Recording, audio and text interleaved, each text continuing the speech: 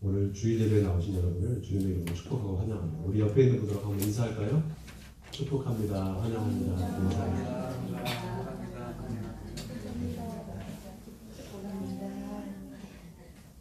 네, 오늘은 역사적 소명을 발견하라라는 제목으로 한번 여러분과 은혜를 나누려고 합니다. 우리 한번 따라해 보겠습니다. 역사적 소명을 발견하라. 역사적 소명을 발견하라. 여러분 역사 좋아하세요? 좋아요. 역사 좋아하세요? 네. 제가 중고등학교 다닐 때는 이 역사 세계사 과목이 필수 과목이었습니다.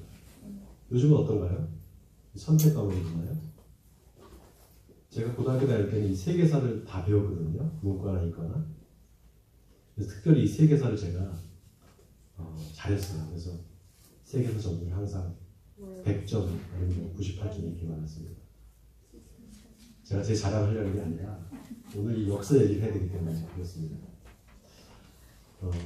성경을 이스라엘의 민족의 역사다 이렇게 이야기하시는 분이 있습니다. 그래서 그 이스라엘 민족, 다른 나라 민족의 역사를 굳이 이렇게 뭐 성경을 공부할 필요가 있냐 이렇게 얘기하시는 분이 계셔요.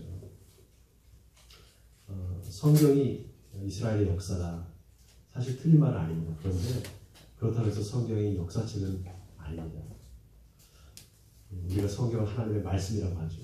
거기에는 하나님께서 그 성경을 통해서 우리에게 말씀하신다 이런 뜻을 담고 있습니다. 또 우리가 성경을 계시의 책이다 이렇게 말합니다. 계시라는 것은 하나님께서 자신을 드러내시는 것을 계시라고 하죠. 자, 그럼 하나님께서 어떻게 자신을 드러내시는가? 이 역사를 통해서 드러내십니다. 그래서 우리가 어떤 놀라운 일을 경험하게 될 때, 특별히 우리 믿는 사람들은 하나님께서 역사하셨다 이런 말을 많이 쓰죠. 역사를 영어로 뭐라고 합니까? 히스토리 이렇게 말하잖아요. his story 이렇게 합쳐진 말로 이렇게 우리 그리스도인들이 그렇게 이해를 합니다. 그 his라는 말은 3인칭 단수 소유격이죠. 그의라는 뜻이잖아요. 그러면 그의 이야기다 이렇게 우리가 읽을 수 있습니다. 그래서 이 역사라는 것은 하나님께 속해 있다. 하나님의 소유물이다. 이렇게 우리가 볼 수 있습니다. 그게 바로 기독교인들이 보는 역사에 대한 관점입니다. 그런 의미에서 하나님은 역사의 주인이십니다. 그 역사의 주인이신 하나님께서 다니엘한테 그 천사를 보내서 앞으로 하나님께서 이렇게 역사를 전개해 나가실 것이다. 그것을 가르쳐 주십니다. 특별히 다니엘서 11장은 이 역사에 대한 이야기입니다. 페르시아 시대부터 시작해서 헬라 제국까지 긴 역사를 이 11장에 다 담고 있습니다. 구체적으로 말하면 기원전 539년 그러니까 고레스 왕 3년부터 시작해서 기원전 165년까지 안티오쿠스 에피파네스가 나타나기까지 약 370년의 역사를 이 11장이 담고 있습니다. 아마 혹시 여러분들 교회 나오시기 전에 11장 강의를 하니까 여러분들 한번 읽어보신 분 계십니까? 혹시? 아무도 안 계세요? 읽어도 아마 여러분들 대부분은 무슨 얘기인지 모를 겁니다. 굉장히 어렵게 나와 있고 또 굉장히 깁니다. 그래서 제가 이거를 일일이 다 설명을 하려면 거의 한 1시간 반을 설명을 해야 됩니다. 그래서 중요한 것만 언급하고 그리고 내용보다는 거기에 담긴 의미를 찾아서 그걸 우리 삶에 어떻게 적용할 것인가 그것을 좀 이야기를 하고 설교를 마치려고 합니다. 자, 먼저 우선 우리 성경 본문 한번 보겠습니다. 먼저 1절 한번 볼까요? 1절을 보시면 내가 또 메대 사람 다리오 원전에 일어나 그를 도와 그를 강하게 한 일이 있었다 이렇게 시작합니다. 자, 근데 이 11장 1절이 사실은 10장의 연장선에 있습니다. 10장 21절이 마지막 절인데요. 우리 10장 21절과 같이 이 11장 1절을 읽어야지만 이해가 될 수 있습니다. 우리 같이 한번 10장 21절과 11장 1절 같이 한번 따라 읽겠습니다. 시작. 오직 내가 먼저 진리의 글에 기록된 것으로 내게 보이리라. 나를 도와서 그들을 대항할 자는 너희의 군주 미가엘 뿐이니라. 내가 또 메대 사람 다리오 원년에 일어나 그를 도와서 그를 강하게 한 일이 있었느니라. 자, 이렇게 연결이 되는 구절입니다. 자, 그러면 이때 내가 이렇게 나와 있는데 이게 내가 누굴까요? 내가 또 메대 사람 다리오 원년에 일어났다. 여기서 내가 누굴까요? 여기서 내가는 다니엘이 아니라 천사 가브리엘을 의미합니다. 그러니까 지금 천사 가브리엘이 다니엘한테 자기가 다리오 원년에 일어나서 그를 도왔다는 거예요. 여기서 또 그는 누굴까요? 여기서 그는 미가엘 천사를 이야기합니다. 그래서 정리를 하면 가브리엘 천사가 메대 사람 다리오 원년에 일어나서 미가엘 천사를 도와서 그를 강하게 한 일이 있었다. 이렇게 이야기할 수가 있습니다. 여러분이 이해되십니까? 벌써 1절부터 어렵죠? 네.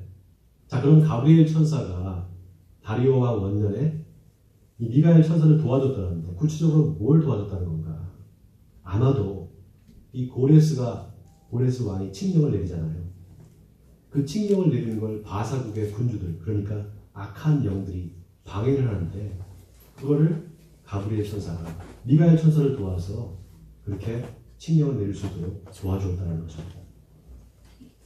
그러니까 이 영적인 전투에서 가브리엘 천사가 미가엘 천사를 도와서 그 고레스 왕으로 하여금 유다 백성들을 다 돌려보낼 수 있도록 하는 그 고레스 칙령을 내리겠다는 것이죠. 자, 그 다음에 이제 2절로 넘어가 보겠습니다. 이제 본격적으로 11장이 시작이 됩니다. 자, 우리 2절 같이 한번 또 소리내서 읽어보겠습니다. 시작. 이제 내가 참된 것을 내게 보이리라. 보라, 바사에서 또 새 왕들이 일어날 것이요 그 후에 넷째는 그들보다 심히 부요할 것이니 그가 그 부요함으로 강하여진 후에는 모든 사람을 충동하여 헬라 왕국을 칠 것입니다. 자, 여기 보면 바사의 새 왕들이 일어날 것이다 이렇게 얘기하죠. 그 후에 넷째는 심히 부요할 것이다 했습니다. 자, 이걸 누굴 얘기하는 것인가? 여러분, 이 메대 사람 다리오가 제일 처음에 나라를 세우고 왕이 됩니다.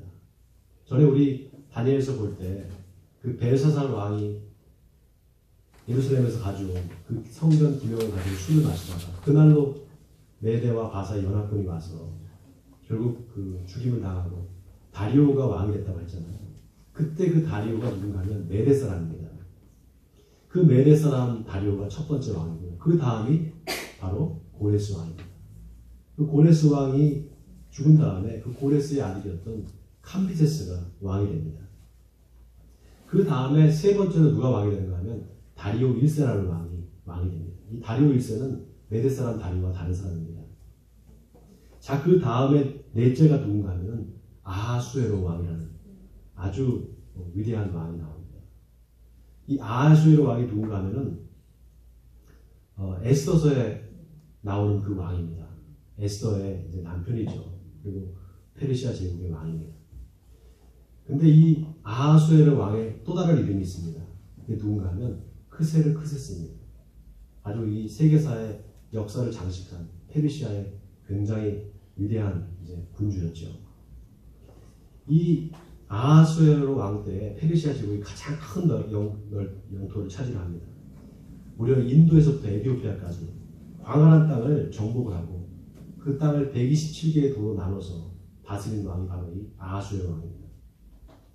우리가 보통 바벨론을 그냥 바벨론 나라 이렇게 얘기하지 바벨론 제국이라는 말을 붙이지 않습니다. 근데 이 페르시아는 제국이라는 말을 붙입니다. 바로 이 아하수에로 왕 때 그만한 엄청난 세계를 정복했기 때문에 광활한 땅을 다스렸단 말이죠. 그래서 제국이라는 말을 비로소 이 페르시아 제국 때 페르시아 왕한테 붙이는 것입니다. 그 페르시아 제국을 통치했던 인물이 바로 이 아하수에로 왕이죠. 근데 이 아하수에로 왕이 욕심을 너무 심하게 부립니다. 그래서 무리수를 두게 돼요. 이 아하수에로 왕의 아버지가 다리오 1세였단 말이죠. 근데 이 다리오 1세가 그리스를 원정을 합니다. 그리스를 침략을 합니다. 그런데 거기서 실패를 해요.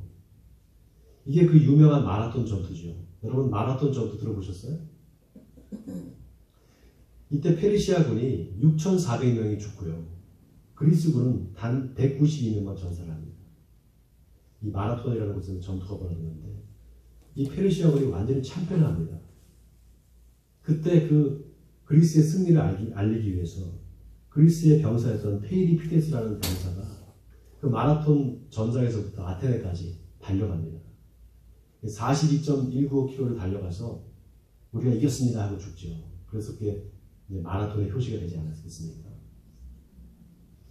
자, 그 마라톤 전투, 그 유명한 전투가 바로 아하수에로 왕 아버지였던 다리오 왕이 했던 전투죠. 자, 그 아버지가 그리스 원정에 실패했다는 것을 이제 이 아하수에로 왕이 다시 자기가 왕이 돼서 이제 그걸 복수를 하기 위해서 다시 그리스를 쳐들어갑니다. 자, 제가 이 PPT를 준비했는데요. 네, 이 페르시아 제국이 이렇게 엄청난 큰 영토를 차지했는데 이렇게 보시면은 이 페르시아 제국이 있고 여기가 아테나잖아요. 여기가 그리스입니다. 근데 이 그리스를 침략하려면 이 바다를 건너가야 돼요. 그래서 아하수에로 왕이 100만 대군을 모집을 해서 여기서 배들을 만듭니다. 그래서 그리스를 쳐들어가요. 그런데 이 살라미스라는 곳에서, 여기가 이제 살라미스 해전인데요. 살라미스라는 곳에서 바다인데 여기서 아주 참패를 당합니다. 완전히 이 페르시아 군대가 괴멸이 됩니다. 그리고 다시 자기 본국으로 돌아가는데 그때부터 이 페르시아 제국이 점점 쇠퇴하기 시작합니다. 그리고 나서 이제 누가 나오는가 하면은 바로 이 마케도니아에서 알렉산더 대왕이 나옵니다. 여러분 알렉산더 대왕 아시죠? 그 알렉산더 대왕이 이제 20살에 왕이 됩니다. 자기 아버지 필리포스 2세가 암살을 당해요. 그래서 20살에 왕이 되는데 그 왕이 되자마자 곧바로 정복 여행을 시작합니다. 세계를 정복하기 시작합니다. 그래서 파죽지서로 세계를 정복해 나가는데 결국에 가서는 페르시아 제국을 무너뜨리고 세계의 패권을 잡습니다. 그게 바로 헬라 제국입니다.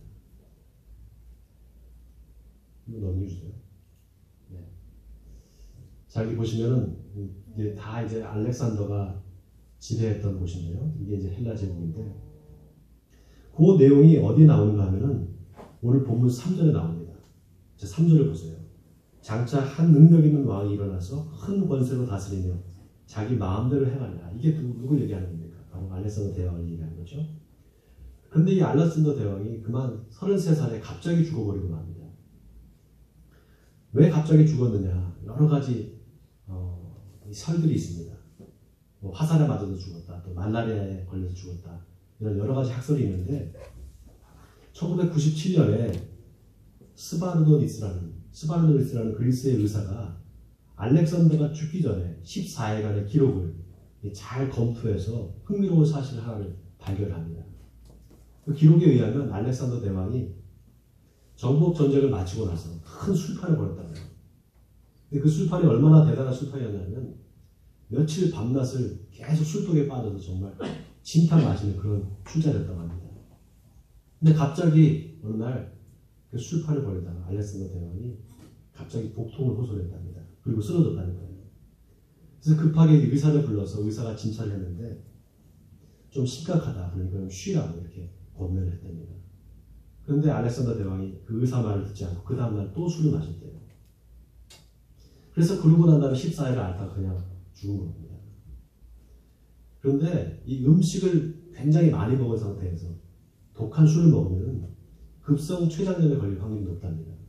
근데 그 치사율이 굉장히 높대요. 그래서 이 스바르노스라는 그리스의 의사가 알렉산더 대왕이 급성 췌장염에 걸려 죽었을 것이다. 그렇게 진단을 했습니다. 아무튼 젊은 나이에 이 세계를 정복한 알렉산더는 33살에 정말 허망하게 죽고 맙니다. 그러니까 그 넓은 땅, 이렇게 많은 땅을 정복했는데 그 땅을 어떻게 하겠습니까? 이 후계자를 세워놓고 죽어야 되는데 갑자기 죽게 됐단 말이죠.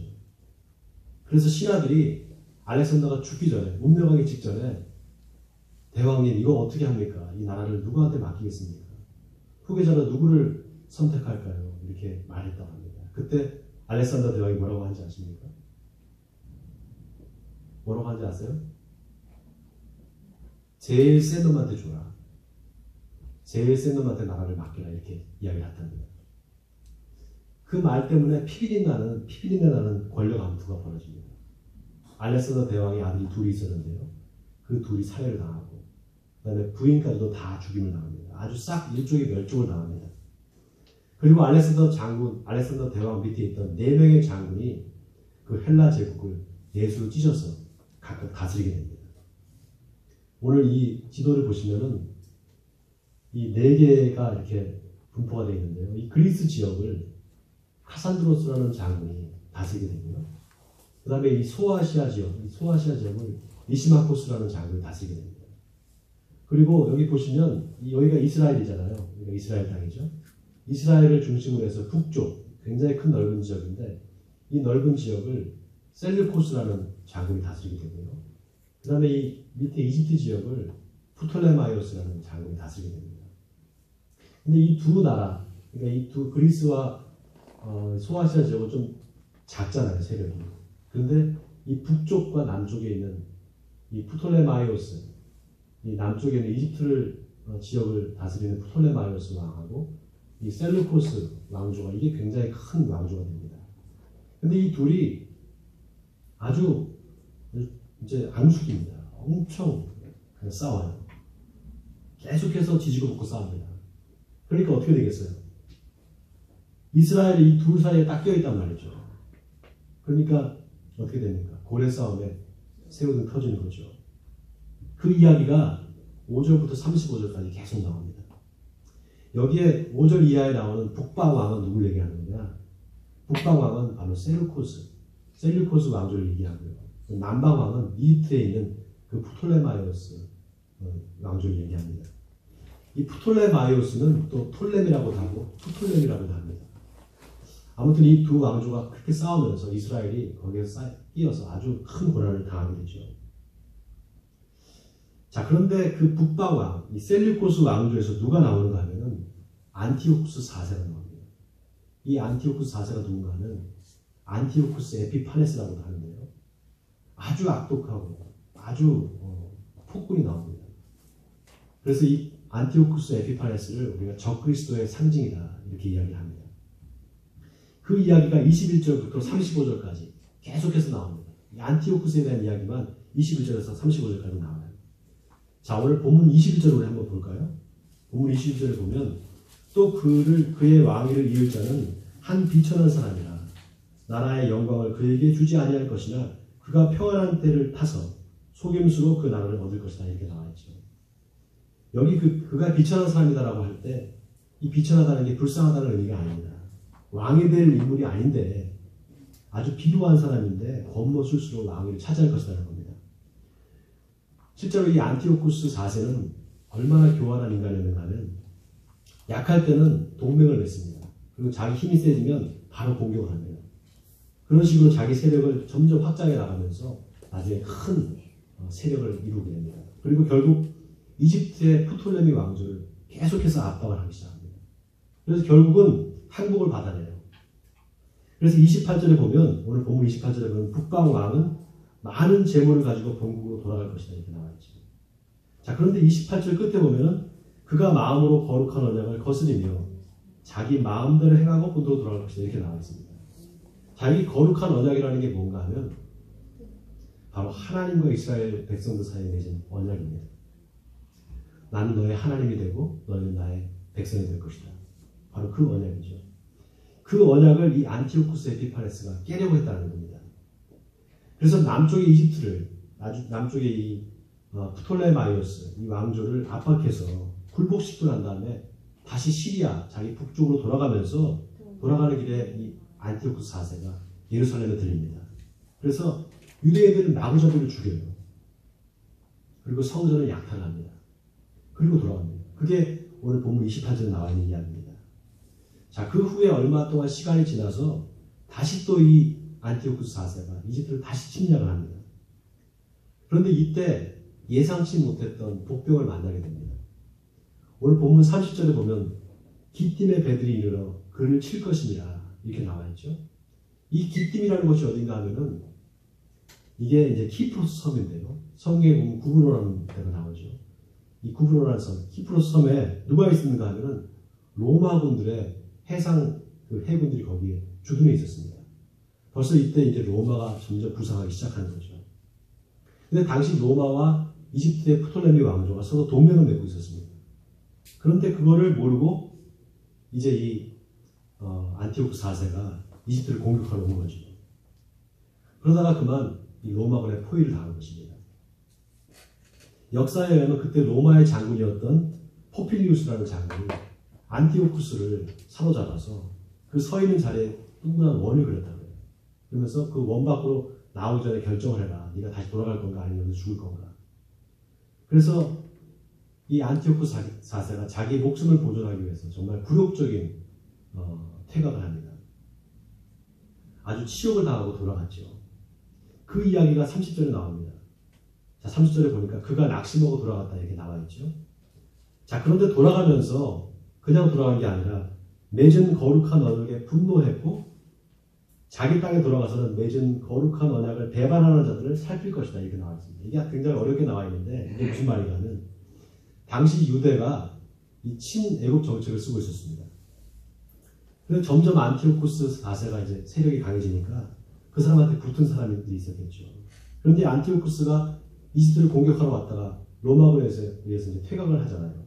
그러니까 어떻게 되겠어요? 유대인들이 다시 이집트 쪽으로 붙은 겁니다.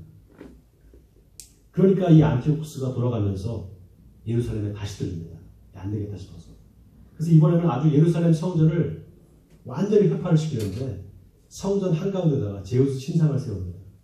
그리고 돼지를 잡아서 예루살렘 성전 안에다가 다 뿌려버립니다. 완전 성전을 더럽힌 거죠. 그리고 하나님께 예배드리는 사람들을 다짜고짜 다 죽여버립니다. 그래서 마카비서에 의하면 이 역사에 의하면 안티오쿠스가 하나님께 예배드리는 사람을 무조건 닥치는 대로 다 죽였다고 이렇게 나와 있습니다. 그때 많은 사람들이 순교를 합니다. 그리고 두려워서 배교를 하게 됩니다. 그 이야기가 오늘 본문에 35절까지 자세히 나와 있습니다. 자, 그리고 36절부터 45절까지는 시간을 좀 건너뛰어서 이제 앞으로 미래에 닥칠 재난에 대해서 이야기하고 있는데 이 적그리스도의 출현과 함께 시작된 7년 환란을 이야기하고 있습니다. 자, 그래서 결국 이 11장은 세상의 종말에 대한 이야기입니다. 그런데 이게 다니엘한테 준 계시잖아요. 다니엘한테 준 계시인데 역사적으로 이게 다 들어맞습니다. 하나도 틀림없이. 그래서 사람들이 이 다니엘서가 나중에 후대에 쓰여졌는데 이게 편입된 거다, 편집한 거다 이렇게 의심하는 사람도 있습니다. 그 정도로 이 다니엘의 예언이 정확하게 맞아떨어졌다는 거죠. 자, 그러면 천사가 이 다니엘한테 왜 이 역사의 종말에 대해서 이렇게 자세하게 이야기를 해줬을까? 왜 이렇게 다 미리 보여줬을까요? 그리고 성경이 왜 이렇게 자세히 그것을 기록하고 있는 것일까요? 자, 하나님의 말씀은 1.1도 틀림이 없다. 그러니까 하나님을 믿어라. 또 성경을 믿어라. 그게 결론인가? 자, 그렇게 우리가 이 다니엘서를 읽으면 다니엘서를 과거에 지나간 역사로 읽게 됩니다. 그렇다면 우리한테 그냥 아무 유익이 없습니다. 근데 여러분, 이 하나님한테 있어서 역사는 과거의 사건이 아닙니다. 하나님한테 있어서 역사는 언제나 과거형이 아니라 현재형입니다. 왜 그런가 하면은 하나님께서 무슨 말씀을 하시면 그건 이미 이루어진 거나 마찬가지입니다.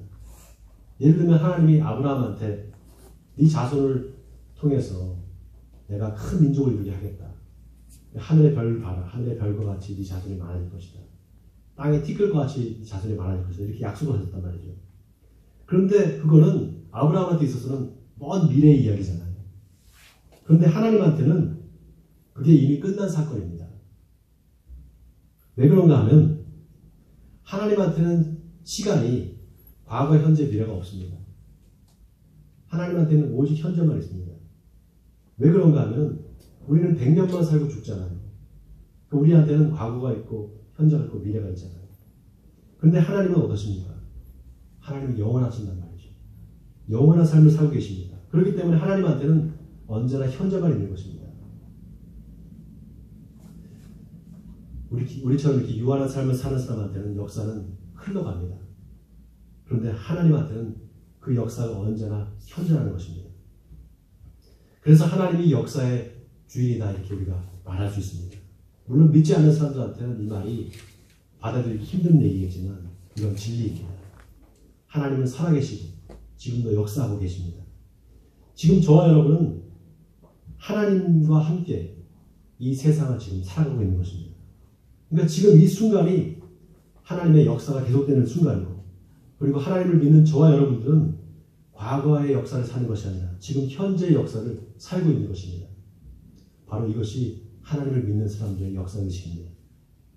자, 그런데 중요한 것은 하나님이 저와 여러분을 당신이 이끌어 가시는 그 역사의 주인공들로 부르셨다는 사실입니다. 엑스트라가 아니라 주인공으로 우리를 부르셨습니다. 그것도 마지막 때에 우리를 부르셨다는 사실입니다. 여러분, 지난 우리 다니엘서를 제가 강의를 할 때 72일회가 있다고 했잖아요. 그 72일에 69일회가 지나고 지금 우리가 한 일회를 살고 있는 겁니다. 마지막 한 일회를 우리가 살고 있다는 것입니다. 오늘 본문으로 따지면, 오늘 11장의 본문으로 따지면 36절 이하에 나오는 그 시대에 우리가 살고 있습니다.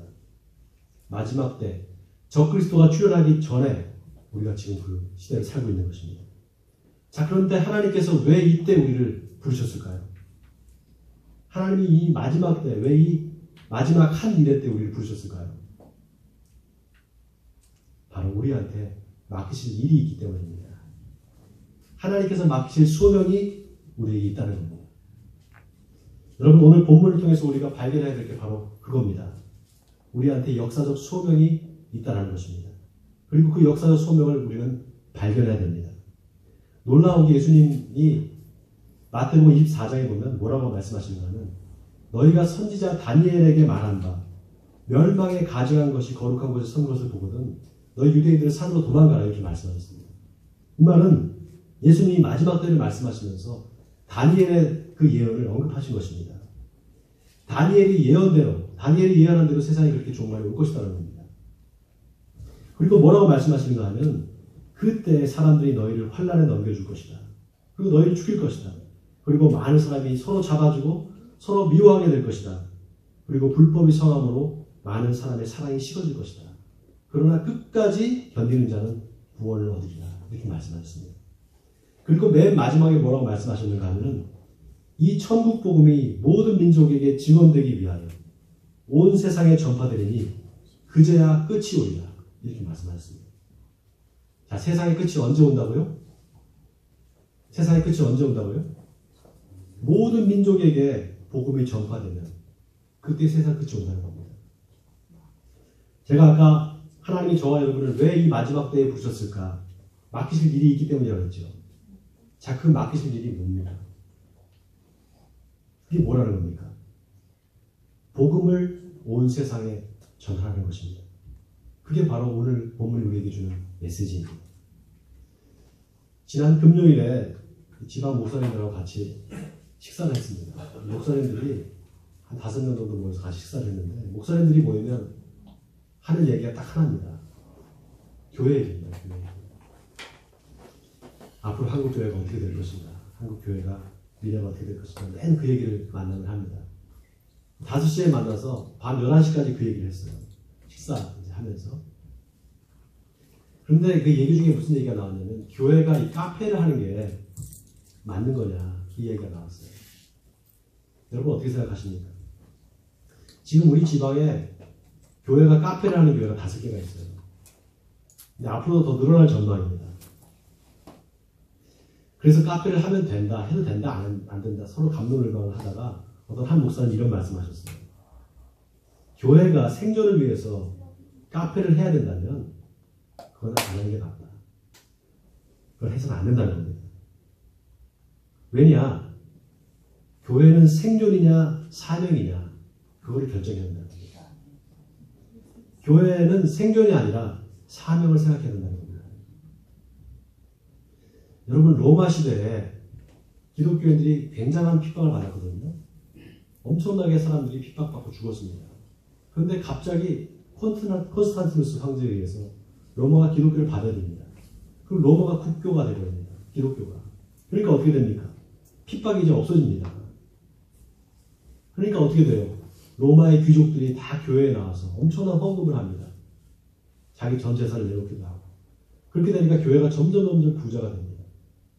그러니까 교회가 이제 부패하기 시작합니다. 그리고 성직을 매매하는 그런 일이 벌어집니다. 그러니까 그걸 보면서 이건 아니다 하고 사막으로 떠난 사람도 있었습니다. 이 사람들을 사막 교부다 이렇게 얘기합니다. 왜 사막으로 떠났는가? 핍박이 없어지니까 자기 믿음을 지키기가 힘든 겁니다. 그러니까 사막으로 간 겁니다. 그런 사람들이 335 모여서 집단 생활을 시작한 게 바로 수도원입니다. 여러분 지금 한국 교회가 어떻습니까? 큰 교회들은 다 돈으로 타락했습니다. 수천억을 들여서 교회를 건축하고 자식한테 그 목사직을 또 세습을 합니다. 자, 그럼 작은 교회는 그럼 괜찮은 거냐? 작은 교회는 생존을 위해서 세상과 타협을 합니다. 그래서 교회에 카페를 차립니다. 아예 카페로 간판을 걸고 교회를 시작하는 사람도 있습니다. 개척교회에 누가 오겠어요? 그러니까 카페라도 해서 사람들을 불러 모으려고 그렇게 시작하는 거죠. 그런데 그러다 보니까 어떻게 되는가? 목사가 설교 준비해야 될 시간에 커피 장사를 하는 겁니다. 그러니까 나중에 아예 목회를 접어버리고 그냥 커피 장사를 하는 사람이 있습니다. 제가 아는 사람들 중에서 벌써 2사람이 목회하다가 목회를 그만두고 지금 커피숍 사장이 되는 사람이 2사람이나 있습니다. 하나님 앞에서 받은 소명이 뭐냐? 먹고 살기 위해서, 생존을 위해서 교회가 존재해야 된다면 그건 이미 교회의 존재 이유를 상실해버린 것입니다.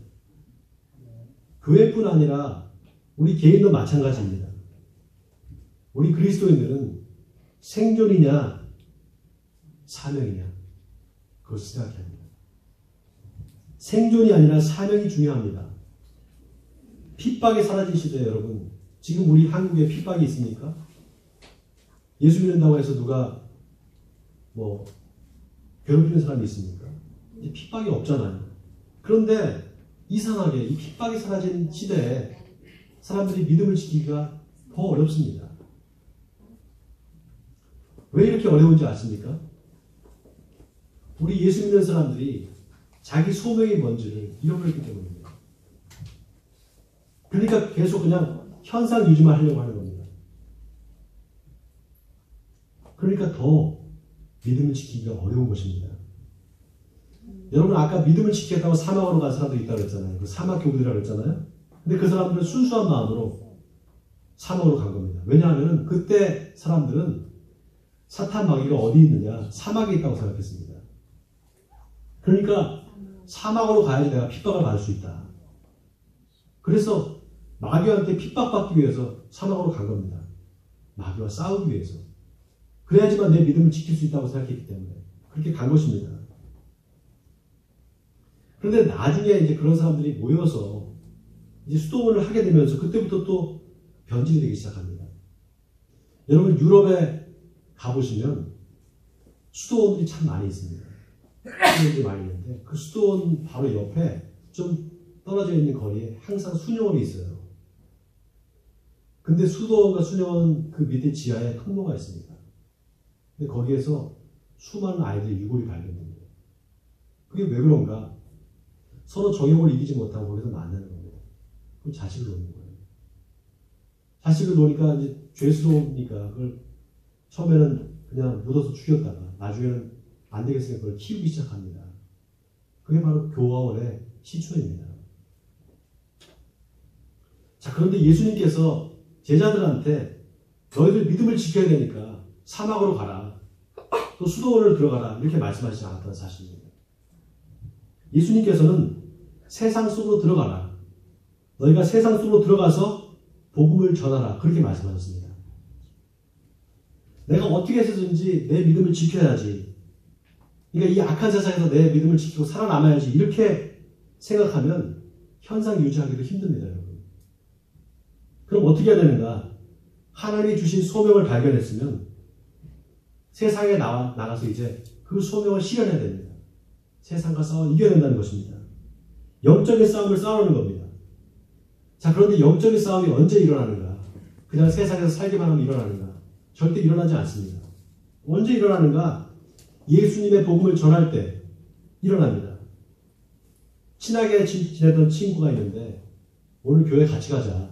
그러니까 그 친구가 갑자기 정색을 하면서 야, 그런 말 하지 마. 나 그러면 너랑 친구 안 할래. 그렇게 얘기하는 겁니다. 왜 그렇게 얘기합니까? 바로 영적인 싸움이기 때문에 그렇습니다. 여러분, 우리 에베레스트 교회가 존재해야 될 이유가 뭡니까?